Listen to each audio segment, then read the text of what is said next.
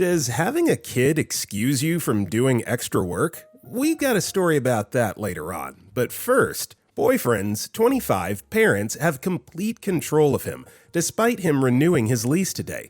None of us can break through to him. He's 25. This is insane. They've alienated us for a month. We were going to have dinner tonight and snuggle, and I got a mystery text. Can't make it. Plans changed. We worked so hard to get him moved out last year. So many people on here can't leave because of financial issues. He saved up a massive amount of money, 4 years worth of rent, and had a full-time job. We all rallied behind him. His friends, my friends, our coworkers, he had a village. Over a period of a year, we discovered a misdiagnosis, confirmed by specialists, and he was able to get off the meds.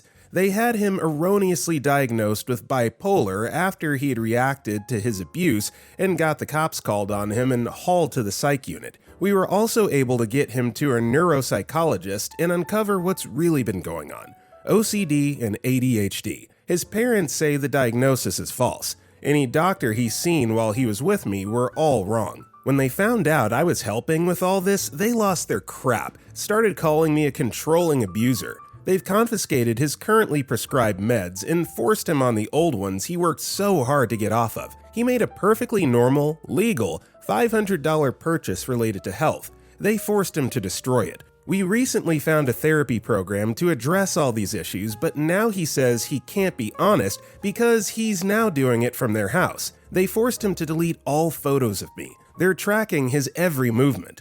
Any attempts he makes to speak up, they tell him he's too mentally ill, doesn't know what he's talking about. Anytime he says no, they say he's an adolescent, they're sick of his little drama, etc. He still has 2 months on the current lease, but every time he wants to go home, he gets beleaguered. Every time he says no, they spend hours turning into a yes. They will bombard him with endless texts and calls. He's constantly interrogated. He's constantly told he will fail without them. He's constantly told he's too disabled to do this on his own. They're forcing him to go to college despite him having said not ready 100 times in a field he has no aptitude for or interest in. He has said so many times these choices are not his own. He still has his own apartment. Today, his mother was going to pack everything up, even though he has 2 months left. He told all of us he knows how wrong this is, took the plunge today, and renewed the lease. And then they found out and he disappeared again. Can't make it. Plans changed. My friend and I walked to his apartment and of course he was not there. Yesterday and today he talked about how he knows how wrong this all is. He took the plunge and renewed the lease. They immediately demanded he contact property management and tell them he changed his mind. I'm exhausted. I'm spent. I'm sick, and he will not listen to anyone and keeps choosing this. Last time he lived there, he slept with a Glock under his bed, ready to end his life because he said he never even knew there was an option to just leave. He's talked about learned helplessness, being controlled this way his whole life, and Stockholm Syndrome. We helped him do that. We all rallied around him for his safe passage, and now he's gone back. H.P. Lovecraft commented, "Bruh, I'm sorry, but I don't think there is any saving this puppet. Honestly, the only way he might actually see the truth is if all of you rally behind him and go no contact. Hopefully he will see reason and take control over his own goddamn life. You're not responsible for him, nor are his family or his friends. You can only do so much at your own expense. Don't let your life or his friends' lives fall apart because he's too dense to see the truth when all of you are literally giving him facts on this. Just remove all the pictures of her is absurd enough. If one of my parents ever said something like that, I'd straight up laugh in their face. I don't know if this is something you need to hear, but it's my piece. Might be very rough, but seriously, if he can't listen and understand his own situation, let him go." Also, hi, my name is Brendan, and if you are enjoying these Entitled Parents stories, it would be awesome if you left a like or a comment if you're listening to our podcast. That being said, our next story is, me and my boyfriend are both 18. My dad treats me entirely different from my brothers and their relationships. First off, I don't even know if this goes here. I apologize in advance if that isn't the case, and I don't mind removing it. Currently living at home since my college is close. My boyfriend wanted to get emancipated from his mom since middle school. My parents always offered him to stay here. Now that he's 18, him staying here seems very threatening to my father in particular. We're both reserved people and follow whatever my father asks by leaving the door wide open, even though my room is in the center of the house, in the living room close to theirs, and my door is basically paper thin. My brother, who mostly stays at his bio mom's house, currently has his girlfriend living with him due to her family having problems. They sleep together and get to do significantly more, although not always here because they just don't have a place or room to stay in. Not to mention, my older brother, when he was my age, got to sleep in his basement room, the farthest away, door closed with his girlfriend. Me and him at the time only had a poorly made divider, but I remember it clearly. I told them this and they basically blew up about how they didn't want to talk about this right now and how it's irrelevant. Whenever I'd go over to my boyfriend's or his bio dad's when he visited, he's from the UK and is only able to visit a couple times a year, my father immediately became entitled to know whether or not we're in the same room, even if we're on the same floor of the house. It became a huge issue. I never spoke about it after that because it raised issues each time. On New Year's, they got drunk, as they do each weekend, and said that it was fine, we could sleep in the same room. This was my boyfriend's first time ever being allowed to stay over at my house because his mom is extremely controlling, to keep it short. And I was very surprised, but we went to sleep and had no issue. The next morning, I could tell he seemed ticked, and I didn't question it because I knew it would have led to an argument. Last night, as I'm typing this at 4 a.m., was his second time staying over. I assumed since it was fine last time, I keep the door wide open and my room is literally in the center of the house. There'd be no issue. Not the case. Got lectured before I could even say a single thing, being told if I even fall asleep in there accidentally, he can't stay over. They always assume the worst immediately and don't bother to listen when I ask questions. I try to talk with them about this regularly but get shut down immediately because it's apparently too stressful for them. My mom comes asking what's wrong and I try to tell her it's exactly this, how I get treated so differently from my brothers on various occasions and how it's hurtful to me. She then panics and freaks out as if it were the worst thing I could have said, so I just don't say anything anymore. She's talked to my father about how apparently different I'm treated compared to them, which is surprising considering how passive she typically is, and he just says, I know. Sometimes I feel so genuinely disconnected from him because of things like this. I know I shouldn't feel this way and I should just sit and listen, but a part of me wants to be viewed as a person. I can tell my mom wants to say otherwise, but she always follows what he says as if she has not a say in anything. That's how it's been, and I don't ever see that changing, unfortunately. There are just so many instances of everything I talked about happening, and I feel so conflicted about these emotions I feel regarding them. It feels like I shouldn't because of them saying how much they do for me, how much they bust their butt to feed me, etc. Me and my boyfriend have never had the chance to travel. My family was too big and we could never afford it, and his mom didn't let him do anything when he was growing up. We wanted to plan a trip, nothing far nor expensive as I'm still in college and he's going to be soon, but something new to celebrate him being independent from his mom finally and for our anniversary. And to be entirely honest, I've been horrified of the thought of bringing it up, because I know they'll try to take control of whatever I'm doing. I understand I'm living in their house, I get it, and I'm very grateful for all I've been given and have. I'm incredibly lucky to live the way I do, to live close to college and to not worry about it, but there's just that part of me that feels unheard and walked over. I wish I wouldn't have to walk on eggshells around them. I really can't tell if all these feelings are irrational and these instances are completely right for them to feel. They're good people. It just feels a little bit unfair how I'm treated so blatantly different from my brothers without even denying it. It hurts a lot. I hope I don't sound like a whiny kid, but it all feels really upsetting. Not Your Mother commented, it's called misogyny. Different rules for girls over boys. I'm sorry I didn't read past the third paragraph, but this is 100% a double standard. He doesn't want you to have hooked up because you're his little girl, but the boys are an extension of his manhood. I have 2 girls and I don't want them to get derailed before their lives truly begin. I want them to be successful and self-sufficient before starting a family. Boys have the luxury of bailing if it gets too hard, with little to no consequences. Women aren't so lucky. Vast Channel 1860 commented, I really do appreciate you reading that far anyways. It's a lot of me rambling about the same thing in other scenarios that have happened. I actually had a conversation last night before bed about this with my boyfriend, It was almost reassuring in a sense to realize this goes on in a lot of families. Of course, it's not a good thing, but almost that I'm not alone? It sounds weird outside of my thoughts, but I'm not quite sure how to word it. Our next story is, I'm, 29-year-old female, being pressured into marriage. I escaped my home last year. Yes, escaped. And it's been the best decision I've ever made. Not gonna lie, at the beginning I doubted everything because I only knew one reality. But as time has passed, I know for certain I've made the right decisions. After a certain age in my community, you're considered expired basically, and I didn't want to play that game. I've always felt there are so many men, why should I only have access to the ones in the community specifically? What if I never got married? I spent years waiting for something that seemed that was never going to happen, and dating is such a scandal here. My family doesn't speak to me unless it's to criticize me or talk bad about me. Personally, I believe it's a them problem. Since I left, I haven't spoken a bad word about any. In fact, I forget most of them exist, most of the time. But I've definitely lived how I've wanted, and I'm proud of what I've achieved, even if they aren't and keep on repeating it. For that, I've been labeled selfish, self-centered, conceited, and so on.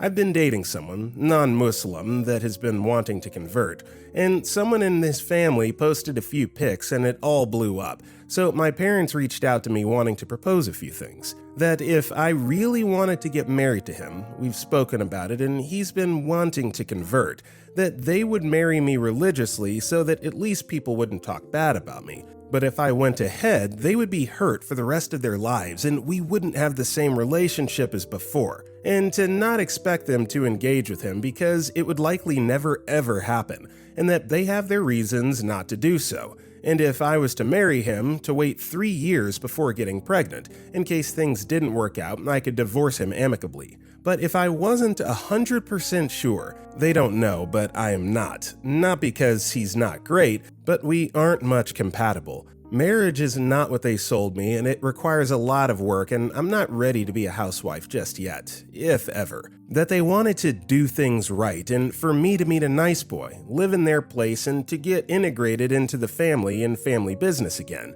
They wouldn't prohibit me going out again like before and blah blah blah. It all sounds like BS and manipulation to me. And what should be exciting, getting married, they have been dull, and at this point, I don't even want to be or get married anymore. It always seemed like a nightmare, and these are the moments I remember why. I'm not giving my freedom up, and I'm not going to do things their way, and go back to the hole I worked so hard to crawl back from. It just seems that every time I engage with anyone here, I'm made to feel like the villain of the story. I thought I'd missed my family, but I saw them a few days ago, and I felt nothing. It feels like everything is just the same for them, but for me, it isn't. A Kid in a Fit 8786 commented, "They're trying to get you to come home so they can trap you and marry you off to someone of their choosing. They will never accept your life of not doing what they want. You need to accept this. By not accepting this, you're only hurting yourself. Are you willing to live your whole life with them disapproving of your life? No? Then no contact, because it's clear they've not changed. If yes, low contact. Keep them on a need-to-know diet. They do not need to be on any social media where they might see things that will start them back onto the get married and live as we want you to path. Be honest with your friends about how your family is, and if need be, ask them to either A, not tag you in certain things, or B, block your family altogether." Our next story is, Me, My Sister, and the Narcissistic Egg Donor. So I'm writing this as less of a Reddit post and more of a personal story and some venting, but to paint a picture before getting into the main thing. Number 1, she's an alcoholic. Number 2, she has issues. Number 3, she's a narcissist, as per the title. Number 4, she constantly, endlessly, verbally abuses and libelly abuses my dad. When I was 14 to 15 years old, this being 15 or 16 years ago now, the egg donor texted my dad and claimed that I called her a "see you next Tuesday," when I, at 14 to 15 years, number 1, didn't know what one was, and number 2, was a well-behaved lad in secondary school and when confronted didn't apologize to me or my dad, just acted like she did nothing wrong.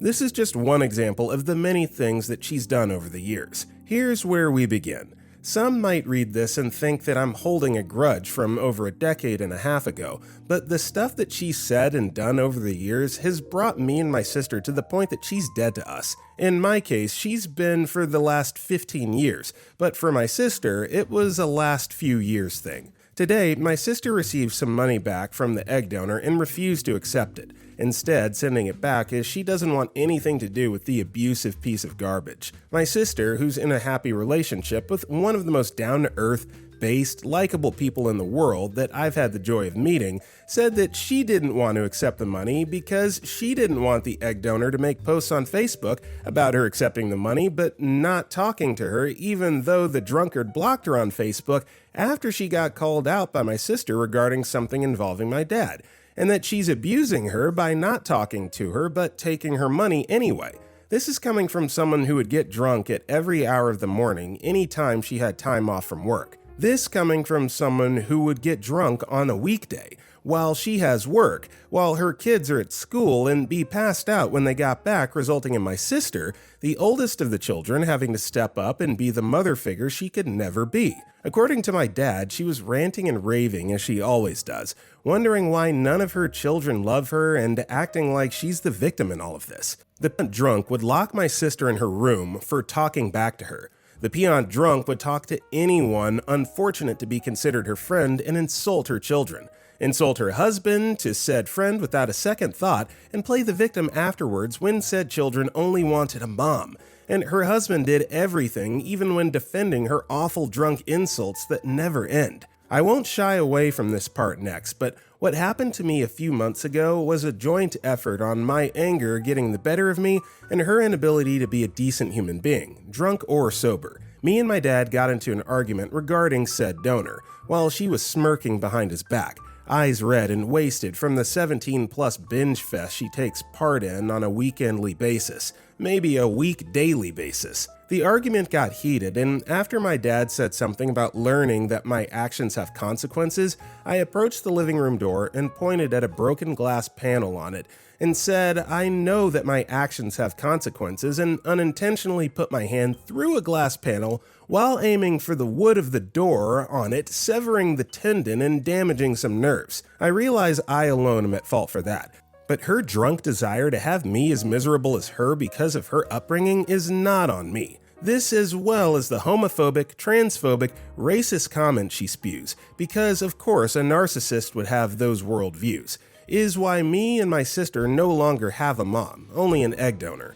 My sister has given the donor chance after chance after chance, but the donor pees it all away because she can't get over the fact my sister is happy without her, successful without her, and more importantly, happy in spite of her. I apologize for the lengthy post. I just wanted to get the word out that despite what people think, you have a choice in who is and who isn't in your family. The drunkard stopped being a parent to me when she lied, got my dad to get in my face and shout at me, and refused to apologize for it. For my sister, it was her opening up old wounds. I don't know how many of you reading this are in a bad situation. I don't know how many of you feel like you have to get along with your parent for the sake of the other, but you always have a choice. My sister tried to make a familial relationship work, but the drunkard only wanted it on her terms, saying, "I don't care what you do, so long as you love me regardless." You always have a choice on who is or isn't your family. If any of you are in a situation where your egg donor or sperm donor is abusing you, stay strong.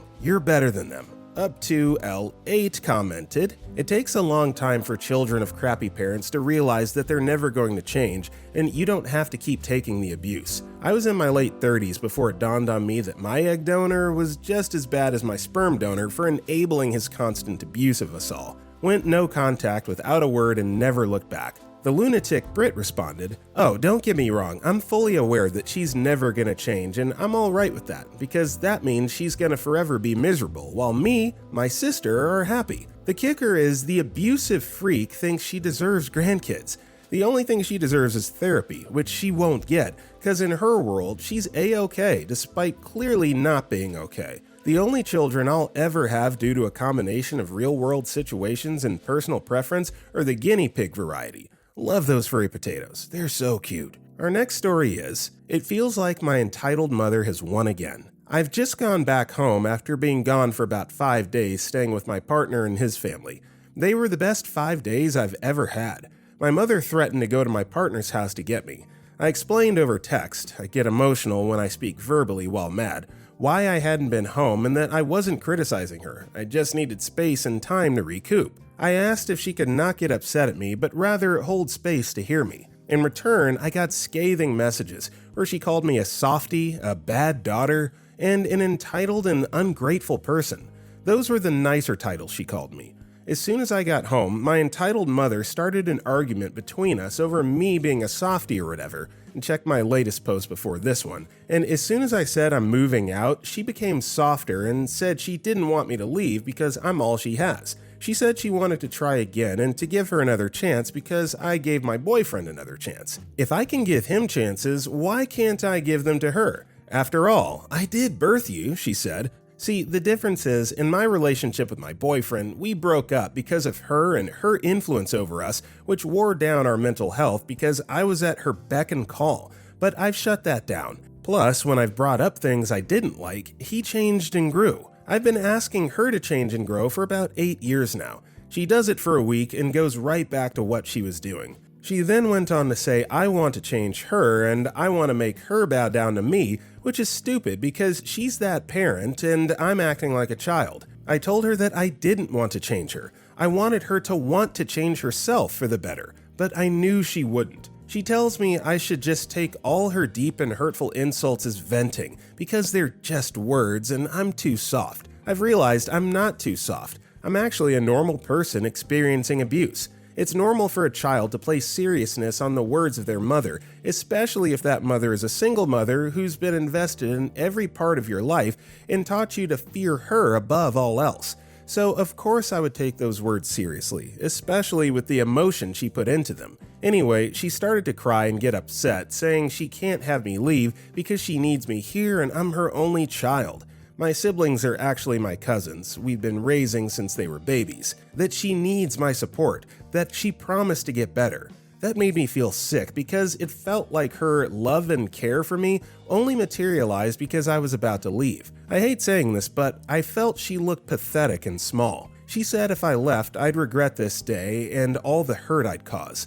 I rolled my eyes and began packing. I didn't care for her apologies. They didn't feel genuine. When my seriously ill grandfather, he has just been diagnosed with cancer and has had a hip surgery in the last month, came out of his room begging me not to go, I didn't know he was home. I'm his world and he had no idea my mother and my other family members were treating me like this, as he's always in and out of the hospital and appointments. He got down on his knees, which he shouldn't have done, and sobbed. I've never seen him cry before. He yelled at my mother, told her to stop swearing at me and treating me like that, begged me not to go because I'm his baby. I didn't see his actions as narcissistic, but rather just the love of a grandfather. He helped to raise me essentially, and I've always been really, really close to him. He spoiled me growing up and took the place of my absent father.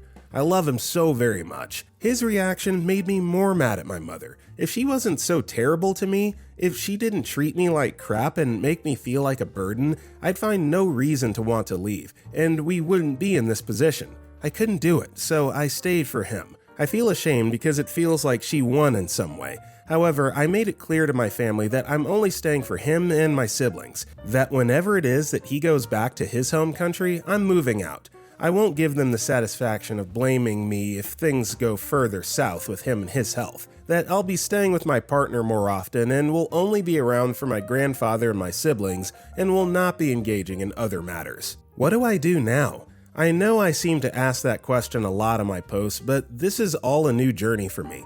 I'm used to just enduring it, and now I'm fighting back. I'm not believing my mother in the things she says. This is all uncharted territory for me. I intend to keep my word. What do I do moving forward? How do I make this more bearable? How do I improve myself? I don't know when my grandfather will be leaving, but how do I prepare myself to go? How do you think I'm handling things? What are your tips and advice you have that I may have missed? How do I stop feeling like she won again in this situation? Slave_Vixen responded, well, I don't know about anyone else, but that kind of feels like a win at the end to me, albeit a very rough way of getting it. Your grandfather sees you. He has seen firsthand how your mother treats you and speaks to you. You have an ally and someone who will back up your side of the story.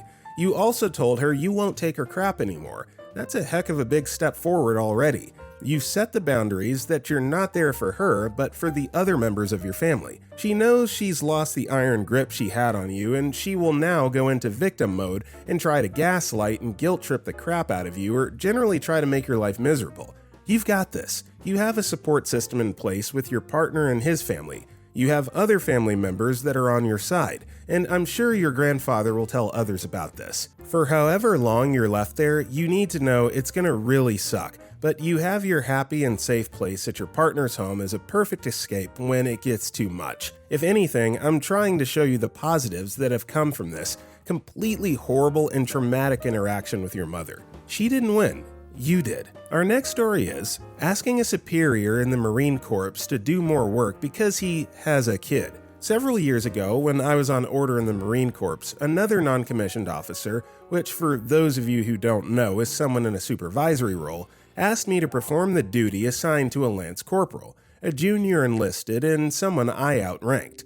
His reasoning is that he has a kid. This Marine was one of the most disrespectful and belligerent Marines I served with. Real platoon crapbag who is a constant problem. Then his boss wants me, another supervisor, to stand duty for the 24 hours assigned to him so he can be with his child. I was not allowed to anyway, since I was on a limited duty status that said I was not allowed to perform overnight duty. But the request still seemed absolutely insulting, to say the least. And with that said, that is all the time we have for today. Guys, if you enjoyed today's video, don't forget to drop a like or a comment, and if you want to check out some of our other videos, why don't you click the video on the right. With that being said, I will see you all next time.